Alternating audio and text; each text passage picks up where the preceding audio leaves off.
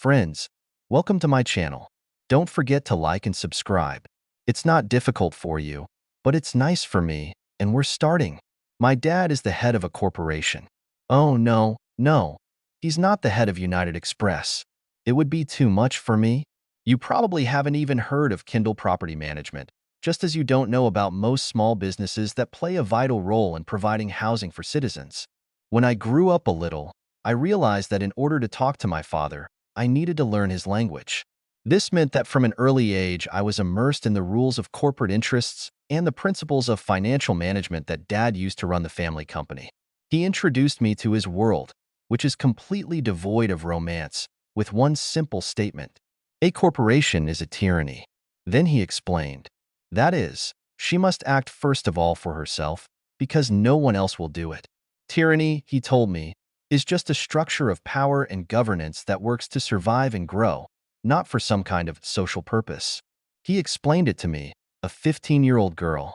It's not so much that we are the bad guys, but that we have no right to be the good guys. We have to keep the bottom line, profitability. Otherwise, the shareholders will rebel and take our company away from us. And then the ballistic excrement will fall on the rotating rotor. Amateurs will simply drive the company to the financial bottom in pursuit of impossible dreams. Can you imagine? Ballistic excrement. I had to search for these words on the internet. My name is K. Kindle, and as you may have guessed, I work for my father's firm. It's not a very exciting business. We are a real estate investment trust, REIT, a corporation that owns and manages real estate.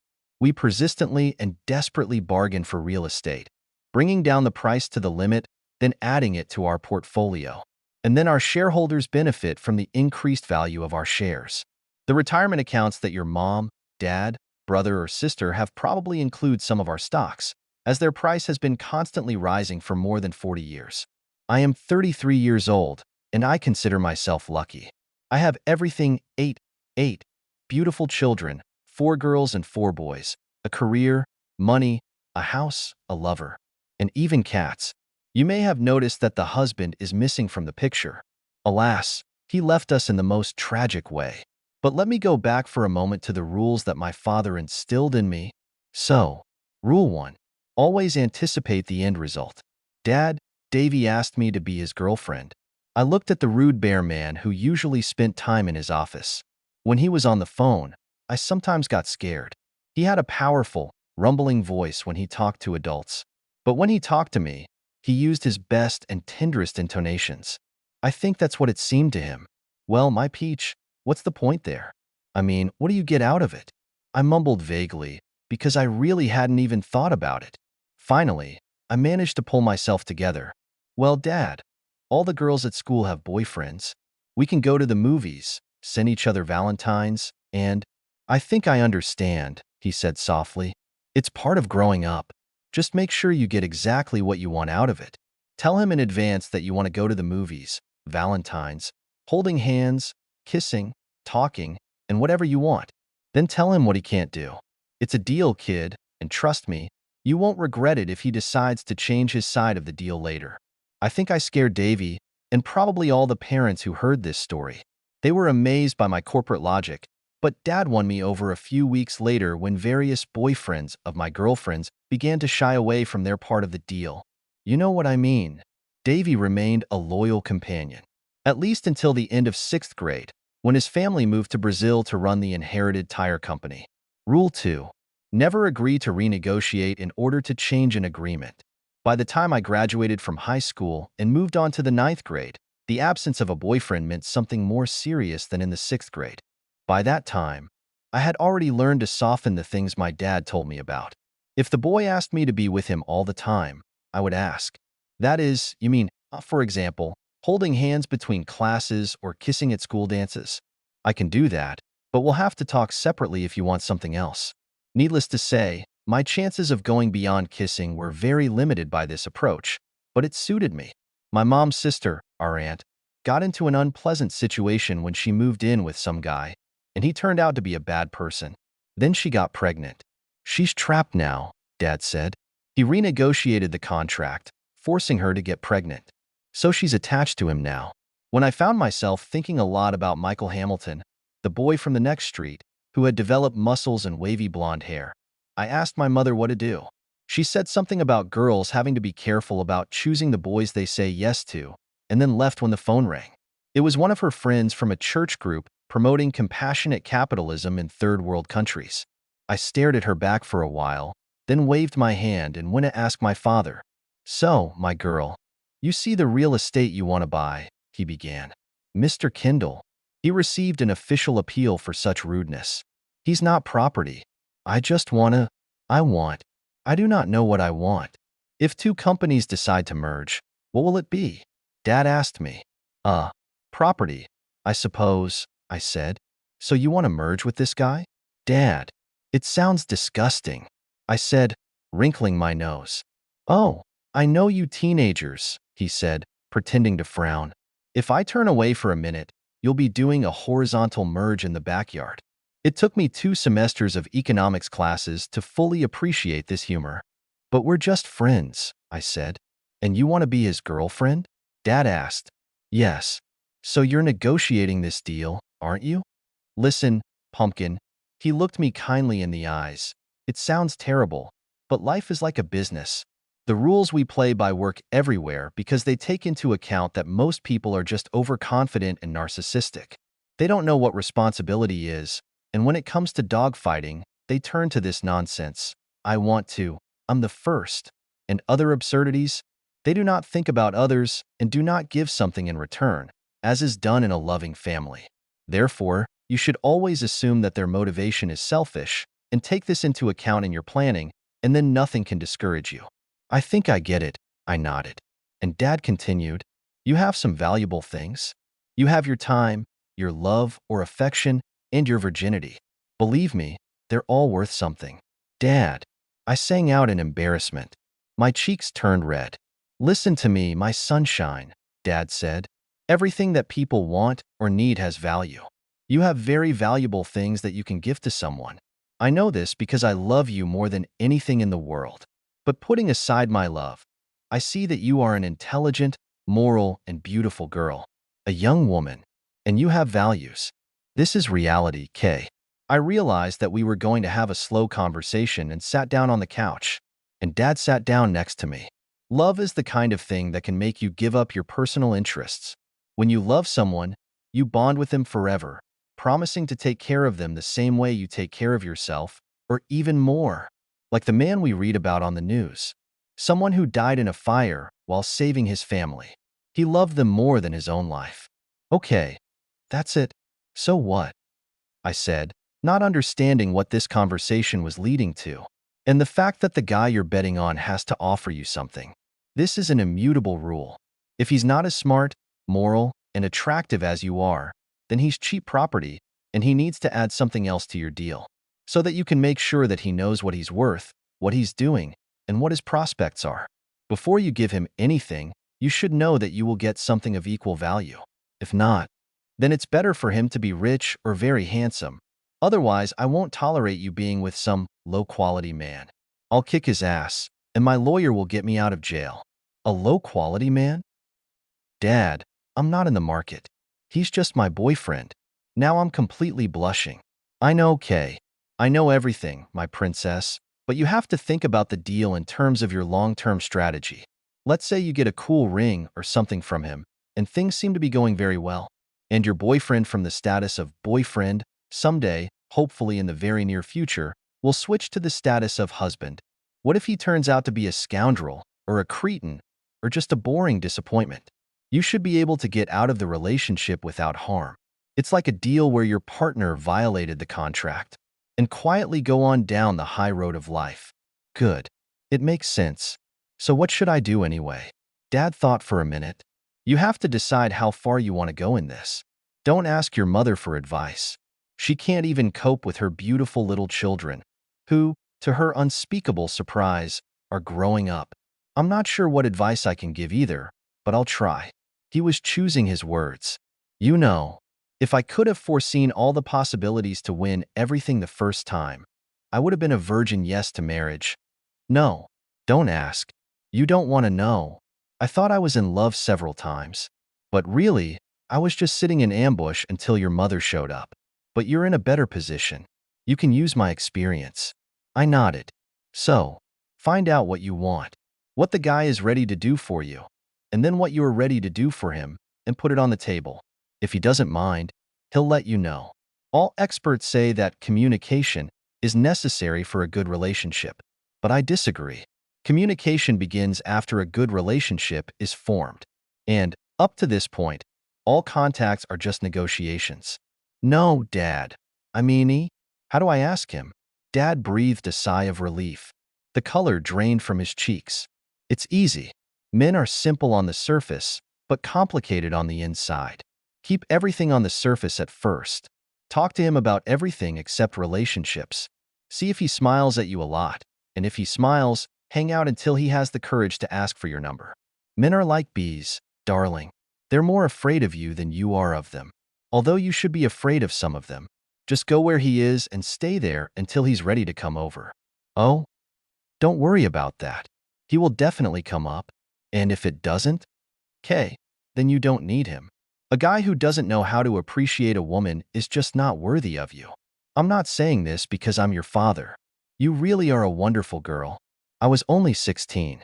You may think that it is unacceptable for a father to have such conversations with a girl, but in fact my parents treated me like a child until puberty, then they turned on the scale marked adult and began to treat me like a little person. This meant that they stopped talking the nonsense that you see in children's books and television shows, where all life is continuous and continuous happiness. In my parents' world, everything was fine only when you handle the situation well. But most people were idiots who didn't do it, so most things were rubbish. Well, or of mediocre quality. Since then, I have not met anything that could dissuade me from this ideology. Rule 3. 3 categories. Michael Hamilton disappeared into the rearview mirror. I liked him, but, in fact, he was still just a boy. We met several times, it spread through the school, and I was mistaken for a normal person with normal motives. He was kind enough to spread the word that I was a great kisser after we broke up over the summer, and always treated me fairly. 10 years later, I met his husband, Bill. Well, I guess I didn't have much knowledge about things back then. Having multiple boyfriends like Michael helped me graduate from high school. I was in no hurry to lose my cherry, because I thought Dad was right about that. The girls who gave her away were a dime a dozen, but the girl who knew her worth was the top of the mountain, and boys love a challenge. I went to a decent college, the one next to my parents' house.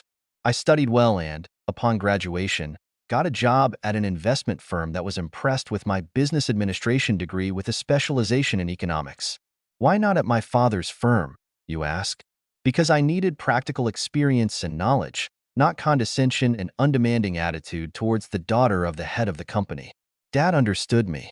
After taking out a loan from my parents, I also enrolled in an MBA program at night school and really killed myself in my studies. This meant that there was simply no time for dating. So at the age of 25, I found myself a virgin with a good degree and a good job. Well, at that moment, I kind of opened the doors, and I met my future husband, Ralph Huntington. It happened at a corporate party where my boss literally pushed me out of a smoky office room and said, "While you're young, have fun. This report is not lit. You can put it on my desk on Monday or even Tuesday afternoon." At first, Ralph didn't seem like a candidate for a husband, and I didn't take him seriously. I am my father's daughter, and if I were hunting for husbands, I would have serious research, tables, schedules, and a budget. But Ralph did one thing that no human has ever done before. He managed not to flirt, showing strong interest. I will never decorate the cover of a magazine, but I have a solid height of 5'9". I have brown hair, a slim but not thin figure, which has a lot of muscles thanks to my habit of running long distances in the mountains. For full disclosure, I have a slightly strong lower jaw and too much hair. So despite the pleasant color, their waves end in shaggy tsunamis down my back. But I don't remember if I mentioned it, I have a master's degree in business administration, a fairly high IQ, and I can speak almost any topic in 3 languages. Ralph came up to me with his eyes half closed from boredom, but with a carefree gait and a smile. He casually asked me what I thought of Canes. "Do you have documents for payment, shares, or something like that?" No, nothing like that," he said, laughing. "I'm just curious. I saw that you made a list of new MBAs, and almost none of us here have an opinion on this. My eyes narrowed. It's not just men who love a challenge. Keynes's theories are not bad, with two caveats. Since he perceives external effects solely as government actions, his economic system threatens to irreversibly change the national economy. This is neither good nor bad, just a small flaw. The incentive-based cycle itself creates an incentive for forced growth. It will inevitably make inflation management a central management issue. The closed eyes woke up. Nothing I could disagree with, he said. My only answer is that the cycle you are talking about as an incentive leading to growth may be exactly what is required for technological progress. But anyway, I have something to think about now. Oops. We found ourselves in a wild trance of our own professionalism. If it was a movie, the rest of the room would disappear, and only we would be left in a small circle of light. We quickly moved away from economics. Ralph was another master of business administration, with a bachelor's degree in economics and completely ignorant of the law. But he quickly moved on to culture, music, books, and travel. People talk about some kind of Zen click, but it didn't happen. We had disagreements on almost everything, but not a direct contradiction. Rather, we accepted half of the other side's opinion and half of our own opinion. It was, for lack of a better description, just a good, energetic conversation, and it attracted the people around us. Later, my boss said that I seemed to have fallen into my element. When I returned home that weekend, my parents greeted me as usual, with delight. "You look well rested," my mother said, stepping back to look at me. "You must have followed my advice and started sleeping more." "The fact that I no longer attend night school has done wonders for me," I replied. "I even have Saturdays now."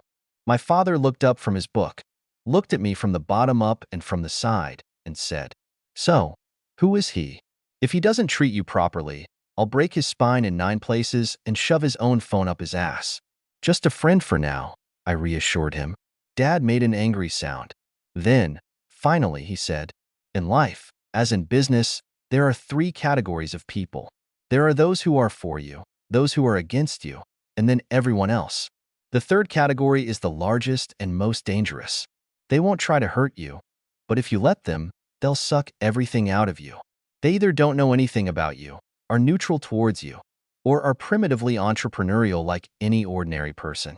This citizen will take the wallet if it stays on the counter, but will not go out to rob people.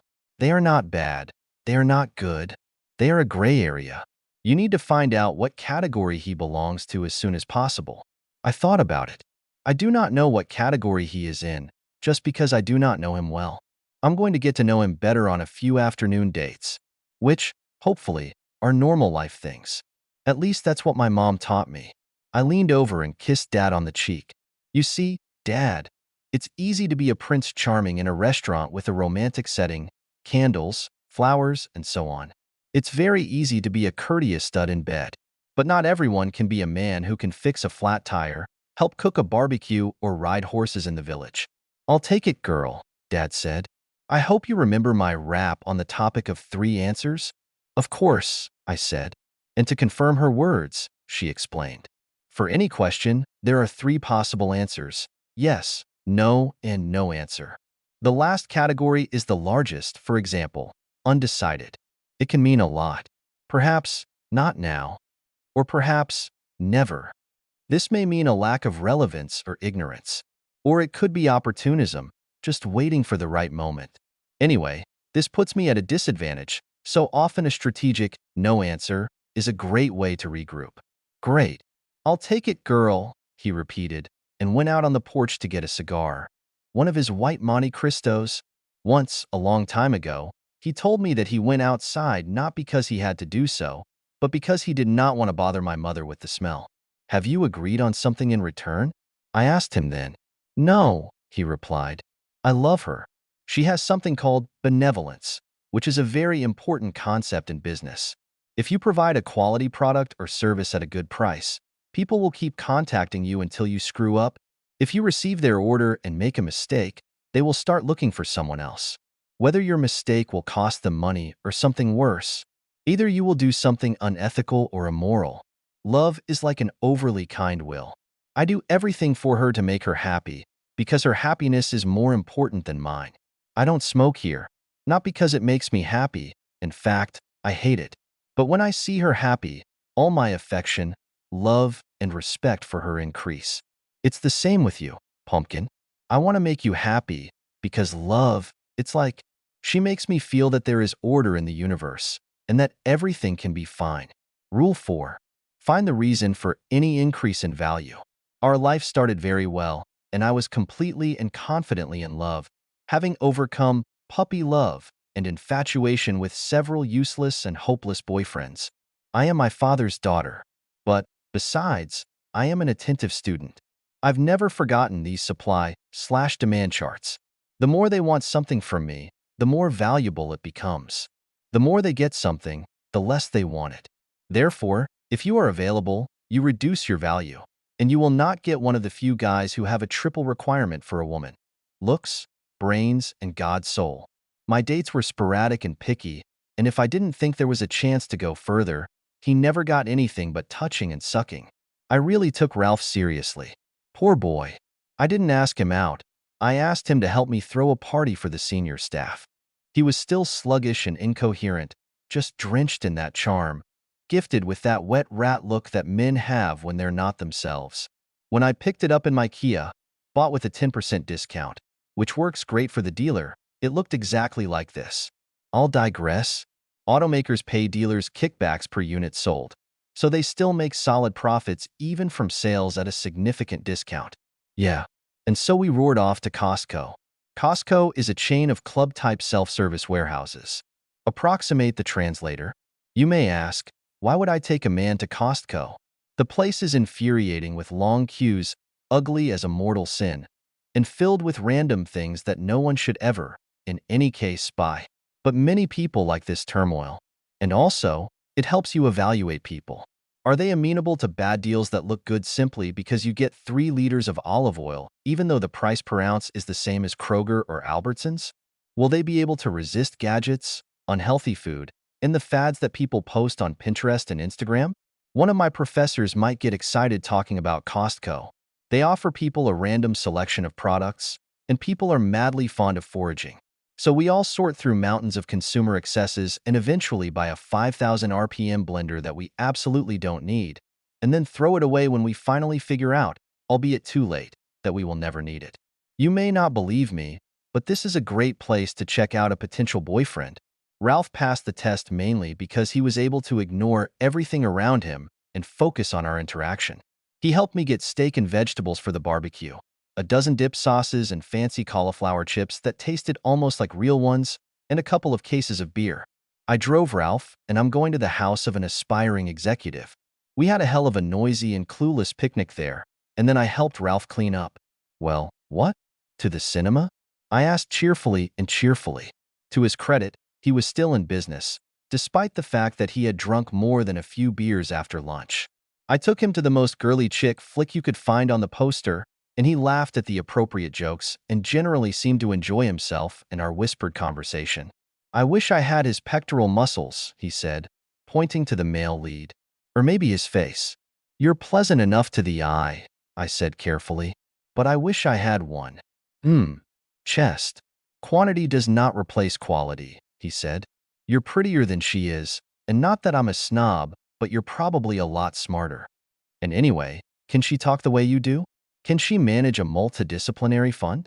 What about all the other things you can do, like playing the piano, running, cooking, reading, and most importantly, thinking? What a cutie. To complete the first test, I gave him a little peck on the cheek. Later, I sent an email thanking him for all his work and asked if we could meet next weekend. Ralph passed all my tests.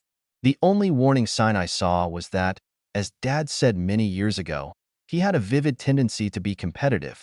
When you swim in a pool of acquaintances among people who work in financial firms, no one but them will understand you. This is not uncommon. It is not that a special language is being developed, but a special style of communication. 6 months later, we went on romantic dates. Then 6 months later, we became exclusive. 6 months after that, we got engaged, and 2 years later, we got married. Everything is according to plan. Dad wanted to fork out for a beautiful church wedding, but I immediately started cutting out everything unnecessary from the list. Bridesmaids? We don't need them. Table decoration? Rent only. A guest program? Dad, are you kidding me? I cut this wedding down to the bone, but I went all out for top-notch flower arrangements. It was a magical day. As they say, after a honeymoon, hard work begins. We both worked, but we wanted to start a family so that we would have time to travel when we turned 40 and when the children grew up. Cynthia appeared first, followed by Jacob, then Catherine and Mark. The Huntington family took off like a rocket. My mom and his mother clucked at the kids when they weren't at school, kindergarten, or classes. Classes are a broad spectrum category that includes everything from karate to counseling. Yes, there were bumps on the road. This is real life, not a romantic comedy.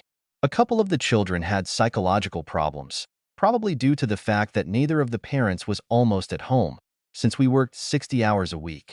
Ralph spent too many nights with the boys, and I suspected an affair, so I used some money to hire a private investigator. As Dad says, trust, but check. It turns out that Ralph was really hanging out with his friends, drinking and smoking too much. One night, I had a serious conversation with him, and he admitted that he was unhappy at his job. At that time, I was already working at Kindle's firm, so I talked to the HR department. The answer was this: if we hire him, it won't be as your protege. That's why I sent him to their job fair, despite the fact that Ralph was already a senior executive at his company. But he wasn't worried about it. Swallowing his pride, he bravely went, impressed Adriana, our interviewer, and eventually got a job at Kindle. It made an impression on my father. He must really love you, he said. He's just a brave guy and agreed to it. Ralph really thrived in Kindle, mainly because the environment was focused solely on productivity. Here you can come to the workplace in pink pajamas, eat only vegan food and speak in the Canadian dialect, and no one will blink an eye while you work effectively. But if you wear perfect suits, have a Wharton degree, know 12 languages, and are a full member of the Old Boys Club, but do not complete the tasks, you will receive a discreet notice of dismissal next quarter. Ralph excelled in this environment because it allowed him to focus on what he really liked, namely identifying market trends and how to use them. While everyone else was chasing what the Chicago economists were into 10 years ago, life was good enough for us to live to 30 without any problems. However, at that moment, a snake in the form of Miss Lisa Donovan climbed up the apple tree. At 5 and 6 and weighing 120 pounds, most of which was on her chest, with bottle-colored blonde hair and bright 80s eyebrows, she was destined to become a celebrity no matter what she did. After studying at Yale and Stanford Graduate School of Business, she intimidated most men even before her portfolio began to grow. She was recommended by one of our largest investors, and Lisa's portfolio quickly began to gain weight, in 6 months approaching the indicators that Ralph had been achieving for several years. We were in his BMW, driving on I-35, when he got the news. I distinctly remember how tense he was, and the rest of the conversation with the CFO was very formal. "Damn fool," he shouted, slamming his fist on the steering wheel. "I'm sorry, I don't usually use that epithet for women, but that little bum Donovan is trying to steal my leadership. She wants my head." He drove down the ramp, turned around, and we returned to the office, where he worked with his portfolio like the devil. I thought he was paranoid, but that evening I needed enough time to put my own briefcase in order, so I called my mom and asked her to pick up the kids. Anyway, Ralph was absolutely right about Lisa Donovan. She was really going to grab him by the scruff of the neck, but not in the way he thought. She didn't need his head. What for? She just climbed into his head and snuggled down there. He could easily handle another pretty face in the office. To be honest, Ralph has always considered himself, if not a feminist, then a feminist, and tried to treat every woman the same as one of the guys, only without farting jokes and without craft beer. I always felt safe around him because he showed his feminist tendencies on the threshold of our communication. So I've hardly ever been at risk. But treating Lisa like one of the guys meant that he saw her as a rival in female form, and he was stunned by how she was going to win. My dad always said, if the price has gone up, find out why. In his opinion, it was usually a deception of the supplier, corruption, or a cunning attempt to renegotiate the terms by fictitiously overstating their own costs. He mentioned a nuance, which is that if you have to do more work to get the same result, it means that the actual price increase is coming from someone else. These words came back to me one day when I was thinking about the state of my marriage, which I rarely did, but lately I've found that I tend to do it more often. It took Lisa Donovan only 3 months of processing to get my husband away. The first price I had to face was the realization that my husband had found more time for himself using a simple method. He left half an hour earlier and returned half an hour later than usual. It doesn't mean anything to most people, but it became clear to me that he added 5 hours to the work week, which meant that he had spent them in some other place. This meant that, as a diligent wife who runs the family corporation and is also obliged to protect the Kindle company, because I will inherit it someday, I had to figure out where the extra time was going. Since we worked in a small office, I attached a small camera that I bought at a gun store, where people take justified paranoia seriously, on top of my filing cabinet and pointed it at the mirror that reflected my husband's desk. I didn't need a good picture, it was just the control of working hours. A week later, I looked at the timekeeping and noted the missing 5 hours. Wednesday and Friday afternoon. At this point, I enlisted the capabilities of my personal P&I, adding another small expense. P&L is a report showing the company's profits or losses. Approximate the translator. 2 former Miami police officers founded this agency and ran it from a small office in a mall. "It looks like a food center," I said when I first entered their office. "That's because that's how it used to be, and it's too expensive to repaint," the clerk said. I asked them to follow my husband on Wednesdays and Fridays in the afternoon and take photos. A week later, I had a classic proof. A man and a woman holding hands in public, kissing, hugging each other, some hidden intimate caresses and, most importantly, disappearing into a nearby motel for a little less than an hour. I didn't need the details. The receptionist at the detective bureau told me how sorry she was and left me a box of tissues in case I wanted to cry. You probably know the cycle that a person goes through in such cases. Denial first, then the hope that maybe this is a mistake, then a hot, angry rage, then sadness. Depression follows, followed by a cold white rage. And finally, the to-do list. It really broke my heart when I realized that the demise of my marriage was on a par with mowing the lawn, buying toilet paper, fixing the stairs in the attic, and changing the oil in my car. It was a sadness within a sadness. When it all comes down to another boring social duty.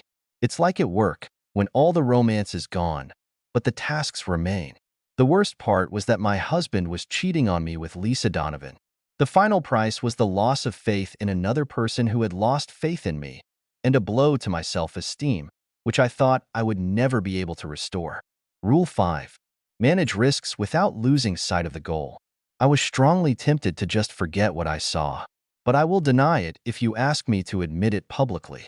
I could have stopped trying to make love to him. He was always tired now, mainly because his mistress had exhausted him. But no, it wasn't in my nature. After all, I still had my perfect life, my beautiful children, and my husband, who was the best employee in the company. But then I thought, who can do such things? Just not someone who cares about me. Somehow he fell out of love with me, which meant that he was no longer an ally, but an enemy.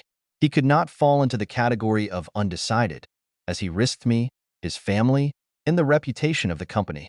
This meant that, in his opinion, he could continue to live without us, and for me, as a woman, it meant that he had made his choice. He chose Lisa over me. I know what you're suggesting. Was he shot down by a Martian ship? Was I wrong to marry him? Who could refuse a K-woman, with my shining eyes and dazzling smile, high IQ, slender forms, and disarming but charming manners? Perhaps he had a brain tumor? But seriously, I think he just succumbed to stress. He put his job above his family. And when Lisa moved into the lead, he had to defeat her. And when he did, he had to join her to make sure she was on his side. I understand. It sounds abstruse. But this is exactly what I assumed. I could forgive that. Maybe I could stay married to him. But he put the company at risk. To be honest, I didn't have to put up with this shit, and therefore it was very reasonable for him to expect that I would divorce him if I found out about the affair. It was also reasonable to assume, since I am not only charming, but also very competent, to anticipate that I would expose him. This meant that he expected me to either suffer in silence or by his loyalty, knowing that this information would leak out and damage Kindle's reputation. The only question is, what did he want to get for my condescension? My dad used to tell me, Business school will tell you a lot about risk management. What they never say is that the first risk you have to manage is the risk of losing your goal while trying to cope with other risks. If you are so fanatically defending your business that it is unable to work or works with less efficiency, you lose your business, but not quickly, but gradually and slowly. You must manage your risks without losing sight of your ultimate goal. By managing risk, I mean identifying it and eliminating it as effectively as possible. It took me a while to stop loving Ralph, but the realization of his betrayal and the conspiracy against me, my company, and my father, its founder, ate me up like a worm eating an apple in the Garden of Eden. People talk about disrespect in this case, but I think this is a wrong definition. What does respect have to do with it? I saw that he was no longer on my side, which means it's on someone else's side. This is betrayal and direct aggression. He did things that hurt me, the company, my father, my children, and my ego. Ralph never raised a hand to me, but it would have been better if he had beaten me instead of doing what he did. In turn, I also lost the illusion of him and my perfection. True, no one is perfect, but Ralph, I hadn't noticed anything wrong with him before. Now I saw his mocking opportunism, the need to compete with the people around him, bordering on megalomania, and the hidden narcissism that allowed him to throw me aside for a younger, but cheaper female model. Ralph, he was an alpha male, full of power, but he never learned to give a little something in return. And although he loved me, his love for me was limited to what made Ralph happy. He wasn't ready for the hard times. I realized it too late. As soon as my emotions subsided, I clearly saw his stupidity. He was deceived by such a shallow woman as Lisa Donovan. Is he dumb? Or is it some kind of age crisis? Of course, Lisa was pretty. But there are many beautiful girls, many of whom cost as little as $200 an hour. Can an ejaculate really hit a guy in the brain with such force? Donovan had talent and great prospects. She was a great performer, blah blah blah. But, in fact, Lisa was not a person, but a caricature of a person. She had nothing but money and looks. Her hobbies, religion, culture, and sense of aesthetics were shopping and luring good men into her bed. It turned out that falling out of love is completely different than living in love. You still care about the person, but you realize that he has made himself unable to fit into your life. All this reduces your love to a hobby based on an illusion, and you artificially maintain this mirage in order to get a ghostly joy in life. I was still fainting from his strong voice, big chin, gentle eyes, and muscular torso. But now I saw him more like a Chippendale dancer whom I would never have allowed into my life. And in the end, the question arose in my head, how to get rid of it. Rule 6. Know your opposition. A study of the situation was clearly required. I went into my favorite gun store and bought a small gun safe. I was thinking of getting one of those cute little Glocks and putting it to use. But then I thought, this method was too risky for both me and the company. I had no right to let my father, mother, and our other employees down. I also couldn't stay in prison, abandoning my children. And then two things happened that changed my path, as if through divine intervention. First of all, one night I had a fit of self-pity. The kids were asleep, so I pulled out the box of wine I bought at Kroger. It was my mom's favorite brand, and one day she confessed to me why she only drank it. It's not a matter of taste, although the taste is really good. Look at the ABV. Of course, the wine in the box was a little more assertive than the fancy stuff my dad served at his parties, but he didn't touch it himself. Dad is a beer lover who believed in excessive moderation. In short, after several glasses of this drink, which tasted a little like vinegar and strongly resembled grape soda, I found myself in a dark part of the internet. On the dark net, where people go to do illegal things, and where depressed people come to sympathize with them. They also shared grim news. For example, an article about an abandoned factory complex in the eastern part of the city, where people seemed to disappear. There were suspicions that organs were extracted from them for sale in Mexico, Canada, and China. The horror of this fact did not leave me, even when I woke up the next morning with a splitting headache. Secondly, I spilled cranberry juice on my favorite silk professional shirt and, angry at the demons from hell who allowed this, I drove home in a state of sullen disappointment. When I changed my shirt, I saw that Ralph had left his laptop at home. probably so that he wouldn't be stolen while he was tumbling around in the Don't Talk motel with a plastic Lisa. I downloaded it and was confronted with the password screen. Shrugging, I pulled out Ralph's diary and opened it to the last page, where he wrote down his passwords. There it was written in his handwriting, Lisa forever. At that moment, I realized that there would be no turning back. My father taught me many years ago to make logical connections based on the fact that any step excluded other options. As Sherlock Holmes once said, when you eliminate all the impossible, then what remains, no matter how improbable it may be, must be true. If Ralph wanted to be with Lisa, he couldn't be with Kendall. Consequently, he intended to burn down the company somehow, since he was not going to get recommendations there. This meant that every day when I let the situation take its course without doing anything, it damages my company. Something happened to the man I loved. I blamed Lisa for everything, but maybe it was a midlife crisis, only 10 years earlier. He may be under severe stress. Maybe he had a psychotic breakdown from post-traumatic stress left over from studying for an MBA. But, in any case, as we say about children who are addicted to illegal substances or promiscuous sexual relations, he just went bad. While I was having these thoughts, I looked through his email, but he was too careful to write to Lisa from work. Then I noticed that there was one entry in the trash folder and clicked on it to see an unsent email address to my work address. That is, for me. The letter was short. In fact, it said that he had fallen in love with Lisa and they were going to live together. He wanted me to be happy so that I could get everything in the house and our bank accounts, although I suspected that he planned to clear them as well. So he has prepared himself in this regard. God, I'm so angry.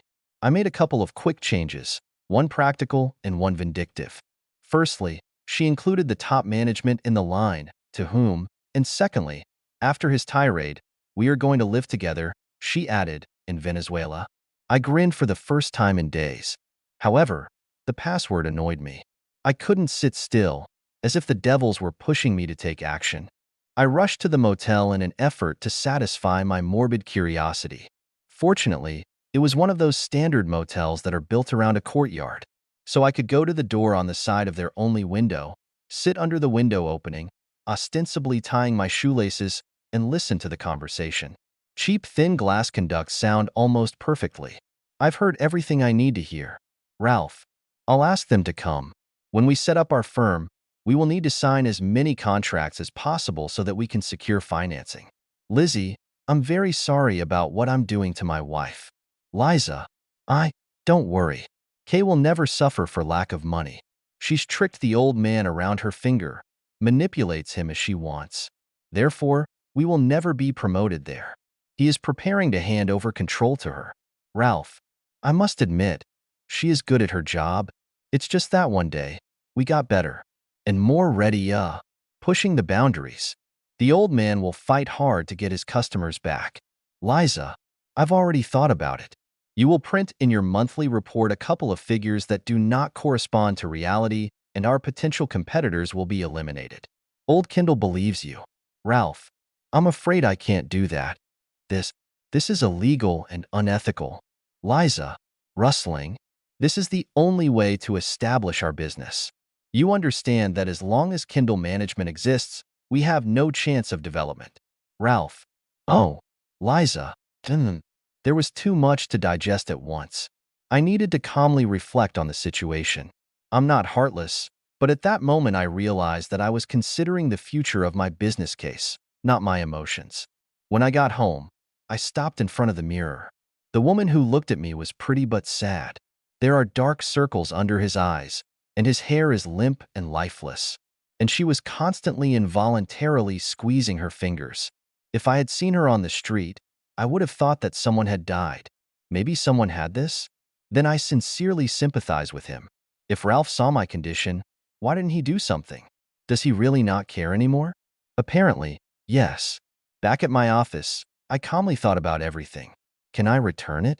Judging by the way they were talking, he had some doubts, but he wouldn't stop. No amount of love would make me think. Yes, I have to ruin my wife's company. Apparently, he fell deeply in love with Lisa, both physically and morally. There was no turning back from this abyss. That day, I finished earlier than I would have liked and waved goodbye to him before driving home. Damn it. At home, I came across the boxed wine again. I woke up at my desk in my home office, where I was apparently immersed in gloomy thoughts before passing out from drinking. The size of the puddle of saliva on the table indicated that several hours had passed. I could hear Ralph flushing Lisa's fluids in the shower. Mom will be bringing the kids soon. I went downstairs to start cooking dinner. Around the same time, my headache started again. It's become permanent now, and I tiptoed upstairs to get some painkillers. The shower noise had stopped, but I could hear that Ralph was still in the bathroom. And it was at this moment that an idea formed in my mind, born of self-preservation. I came back downstairs for dinner, my headache banished by a burst of adrenaline and a piercing pain in my chest as my heart seemed to break for the last time. Ralph was enjoying a sumptuous dinner of pork chops with rosemary, pasta salad, and homemade pesto on garlic bread. That night, as he slept next to me, I replayed in my mind what was going to happen. Today was Wednesday. Friday, the 1st, was approaching fast. I had to prepare and make some small purchases. Rule 7. Always manage expectations. Dad told me a long time ago that this rule is a two-headed snake. On the one hand, it meant informing your clients and supervisors about the state of affairs, even if they are deplorable. This requires a certain amount of determination. You have to admit what position you are in, because this is the real world we live in. Until some stupid idea gets stuck in our heads, and a person goes into the world of illusions. Like my soon-to-be ex-husband idiot, you must objectively represent the situation and the scenario of its development so that people are guided by the goal. On the other hand, this also applies to your opposition. You have to feed them stories that are different from reality. Those stories that would attract them, supporting their stupidity, greed, and desire for freebies. This rule means that if you are going to be late with your paper, talk to the professor before the paper is late. If your fund has performed inefficiently, declare it openly, and then indicate when, in your opinion, it will return to normal and why. If the market has dived, don't lie. Say that this is the case, and then give your partners the opportunity to protect themselves from the recession. Never keep people in the dark, because they will definitely come up with some stupid story that has nothing to do with reality. Maybe that's where I got Ralph wrong. Maybe I should have brainwashed him with propaganda in support of Kay's woman. But now it's too late. That Thursday afternoon, I did some shopping and went to the gym, where there are always useful brochures about exotic resorts. I found a spa in San Diego that looked like the perfect place to escape and slipped the brochure into my purse. By the way, an imitation of Gucci, which I bought at a sale at the Home Depot parking lot. Because I would never spend money on a branded item that is no different from a gadget found in the trash. The things I bought went into my new little safe. I told my husband that I had been very depressed about the state of the market lately and felt that I needed some time for myself. I'd never used that phrase before, but I don't think Ralph thought enough about me at that moment to pay attention to the wording. I apologized for the detachment and said that I was clearly overworked. I'm ready to snap, Ralph, I complained to my husband. I'll stay with my mom and come back on Sunday. Will you miss me if I leave before Sunday? He assured me that everything would be fine and told me to rest and take my time. I think my artistry met his expectations. I went upstairs to put the kids to bed, but instead turned on the video in the playroom and tiptoed down the stairs. He was in the garage, talking on the phone, so I crept up to the door unnoticed. She's out of town on Saturday, so let's start in the morning, Ralph said. On Sunday, she will return to everything at once. Oh my God. She's definitely going to have a nervous breakdown. Yes, everything will collapse on Monday.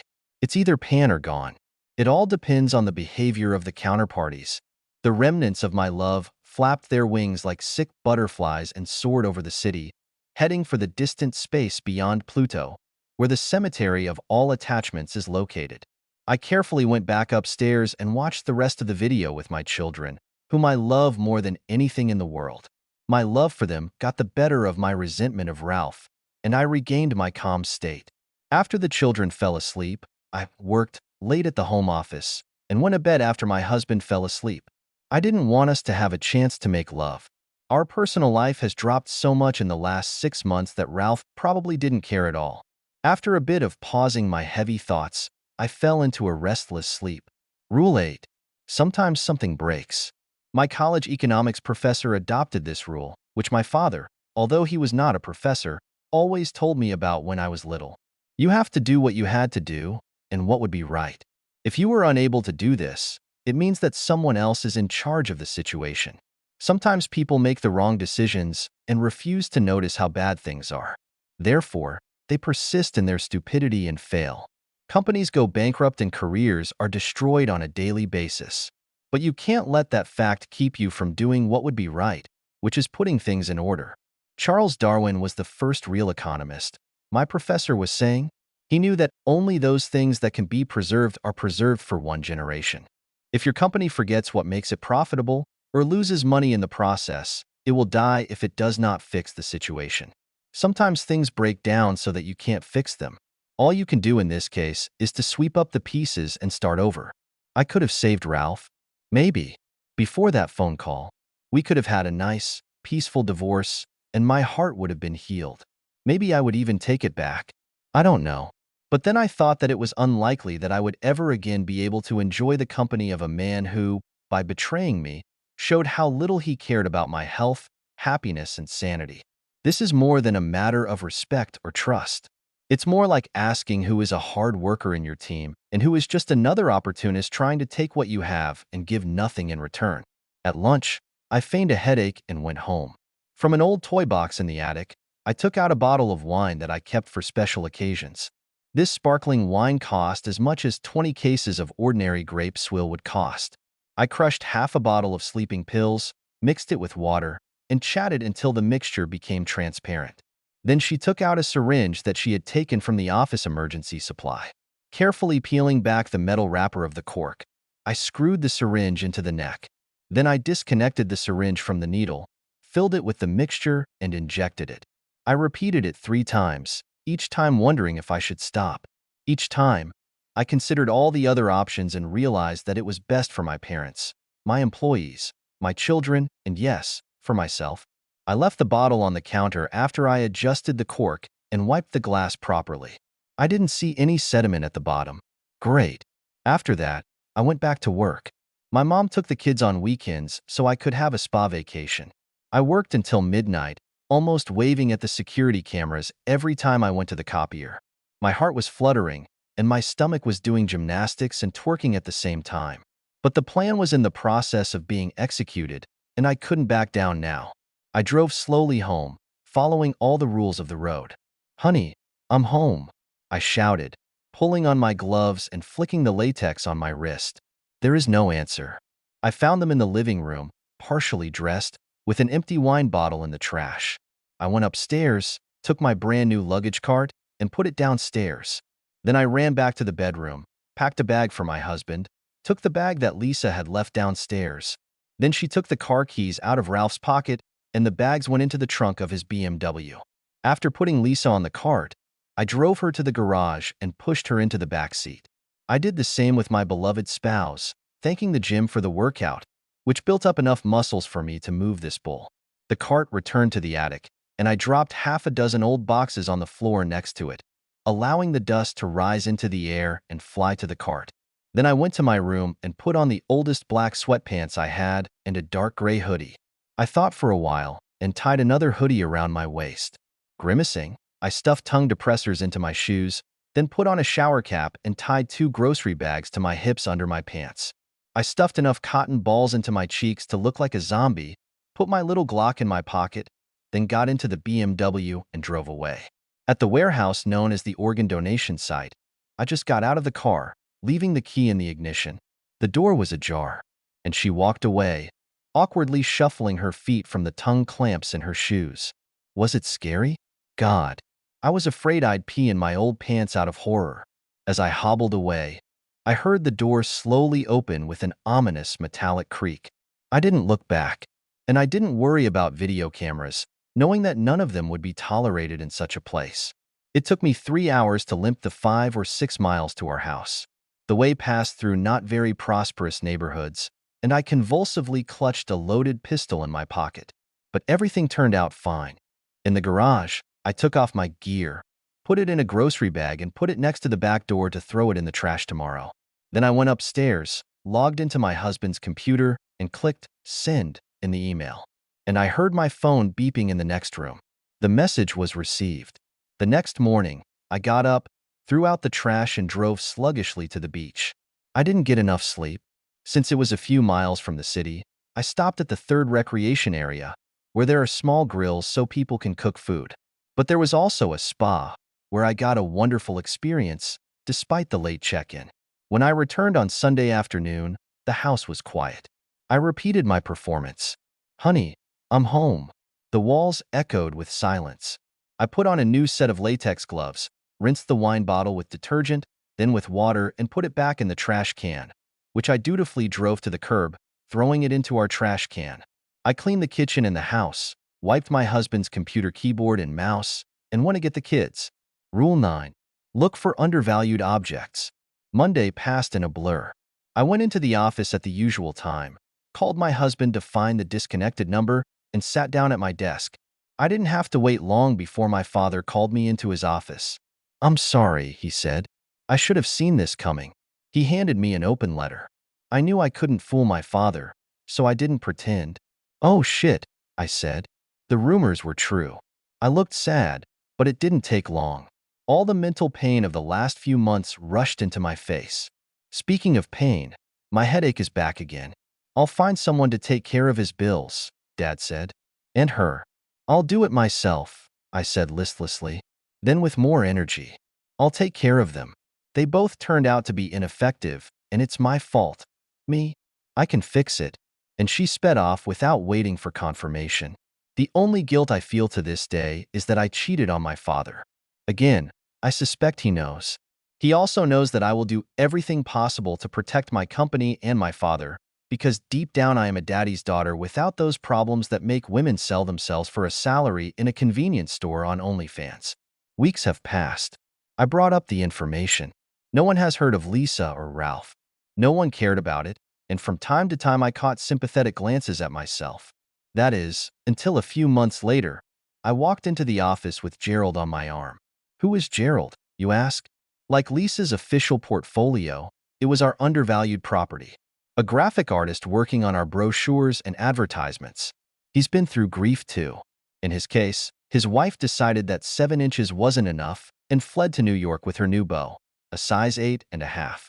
He had 2 children of his own, growing up without a mother's love. He was about my age and, most importantly, had the soul of a warrior artist. For him, love was a lifelong commitment, and maybe even longer. I've learned to understand people. A few months later, one Saturday, the police came to the house and reported that they had found my husband's car, or rather the frame, burned down in a quarry outside the city. The VIN was intact, and they wondered if they could find out something through it. Real tears blurred my eyes, and I silently handed them the printout, clearly stained with tears in the past, albeit from laughter. Did he take anything? They wanted to know. "Just a few of my best suits and toiletries," I said, leading them to the top floor, which was in the same condition as it was on that dark night a few months ago. "Thank you, ma'am. If anything turns up, we'll get back to you," they said. And that was all. I added a couple of Gerald's kids to my brood, an 8-year-old girl and a very young boy. And then another pair, made by me personally, again a girl and a boy. We have added a spacious terrace to the house and several dozen more companies to my growing portfolio. Dad kept threatening to retire, even though I knew he loved his job, and life went on. I was able to get a divorce from Ralph a year later. As an obscurely absent spouse, email made this a foregone conclusion. I paid off his credit cards and settled his Vegas bills, which wasn't cheap, but it also worked in my favor. No one noticed the disappearance because no one was looking for him, not even his parents. After such and such a letter, maybe they will decide to check Venezuela? Ralph's mother, my former mother-in-law, continues to babysit my entire noisy and restless kindergarten along with my mother. In this, she finds some comfort from parting with her son. I don't mind. I will say more. I respect and love her, despite the fact that she did not raise her offspring well. I almost never think about him, but sometimes I walk past someone and suddenly I feel their presence. I believe that these are just his organs: kidneys, liver, heart, lungs, eyes living in someone else. Ralph has finally learned to give back.